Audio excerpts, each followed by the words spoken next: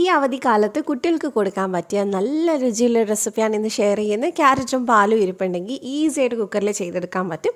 അപ്പോൾ എന്താ സംഭവം നമുക്ക് നോക്കിയിട്ട് വരാം. അപ്പോൾ ഇതുണ്ടാക്കാനായിട്ട് നമുക്ക് വേണ്ടത് 1/2 കിലോ ക്യാരറ്റാണ്. അപ്പോൾ അത് ഞാൻ തൊലിയൊക്കെ കളഞ്ഞ് ഒന്ന് എടുത്തിട്ടുണ്ട്. അത് നമുക്ക് കുക്കറിനകത്തോട്ട് ചേർത്ത് കൊടുക്കാം. ഞാൻ ഓൾറെഡി അതിൽക്കൊരു 1/4 കപ്പ് പാല് ചേർത്തിട്ടുണ്ടായിരുന്നു. അതിൻ്റെ കൂടെ തന്നെ നമുക്ക് വേണ്ടത് ഒരു 1/4 കപ്പ് വെള്ളവും കൂടിയാണ്. ഇനി നമുക്കിതൊന്ന് വേവിച്ചെടുക്കാൻ കേട്ടോ വേണ്ടത്. അപ്പോൾ നമ്മൾ അടിയിൽ പിടിക്കാണ്ടിരിക്കാൻ വേണ്ടിയിട്ടാണ് ഇതുപോലെ പാലും വെള്ളവും ചേർത്ത് കൊടുത്തിട്ടുള്ളത്. നമുക്കിനി ഇത് അടച്ചു വെച്ചിട്ട് ഒരു മീഡിയം ഫ്ലെയിമിൽ ഒരു 3 തൊട്ട് 4 വിസിൽ വരെ അടുപ്പിച്ചെടുക്കാം. നന്നായിട്ട് സോഫ്റ്റായിട്ട് ക്യാരറ്റ് വെന്തിട്ടുണ്ടാവണം, എന്നാൽ മാത്രമേ നമുക്ക് ചെയ്തെടുക്കാൻ പറ്റുള്ളൂ.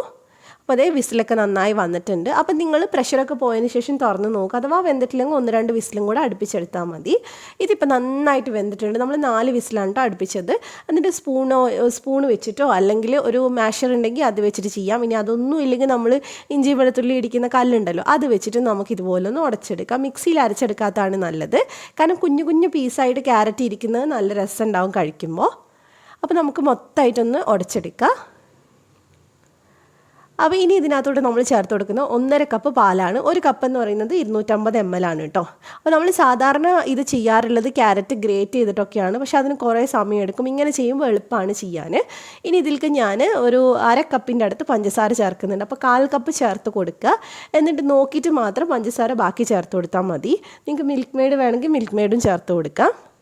ഇനി നമ്മൾ ഇതൊന്ന് വേവിച്ചിട്ട് ഇതൊന്ന് വറ്റിച്ചെടുക്കുകയാണ് കേട്ടോ ചെയ്യുന്നത്.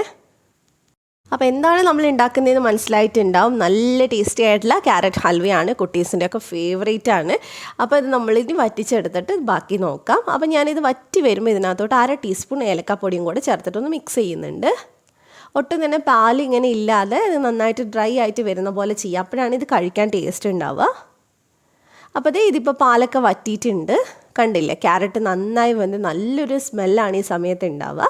ഇനി നമുക്ക് ഇതിനകത്തോട്ട് ഒരു 2 ടേബിൾ സ്പൂണോ അല്ലെങ്കിൽ 1 ടേബിൾ സ്പൂണോ നെയ്യ് ഒഴിച്ചിട്ട് അതിനകത്തോട്ട് അണ്ടിപ്പരിപ്പും മുന്തിരിയും കൂടെ വറുത്തിട്ട് ചേർത്ത് കൊടുക്കുക. അപ്പോൾ എൻ്റെ കയ്യിൽ മുന്തിരി ഇരിപ്പില്ലാത്തതുകൊണ്ട് ഞാൻ അണ്ടിപ്പരിപ്പ് മാത്രമാണ് കേട്ടോ ചേർത്ത് കൊടുത്തിട്ടുള്ളത്. അപ്പോൾ എന്നിട്ട് നന്നായിട്ട് മിക്സ് ചെയ്തിട്ട് നമുക്ക് വേണമെങ്കിൽ ഇത് ചൂടോടെ സെർവ് ചെയ്യാം, അല്ലെങ്കിൽ തണുപ്പിച്ചിട്ട് അങ്ങനെ സെർവ് ചെയ്യാം. അതുപോലെ തന്നെ തണുപ്പിച്ചിട്ട് ഐസ്ക്രീമിൻ്റെ കൂടെ സെർവ് ചെയ്താലും അടിപൊളിയാണ്. നമുക്ക് പാർട്ടിയിലൊക്കെ സെർവ് ചെയ്യാൻ പറ്റുന്ന ഒരു ടൈപ്പും കൂടിയാണ് കേട്ടോ. അപ്പോൾ എല്ലാവരും ഉണ്ടാക്കി നോക്കുക. ഇതുപോലത്തെ റെസിപ്പീസിന് വേണ്ടി ധ്യാൻസ് കണ്ണൂർ കിച്ചൺ ഒന്ന് സബ്സ്ക്രൈബ് ചെയ്തേക്കണേ. ഫേസ്ബുക്കിലെ കാണുന്നെങ്കിൽ പേജ് ഒന്ന് ഫോളോ ചെയ്യാം. Thank you for watching.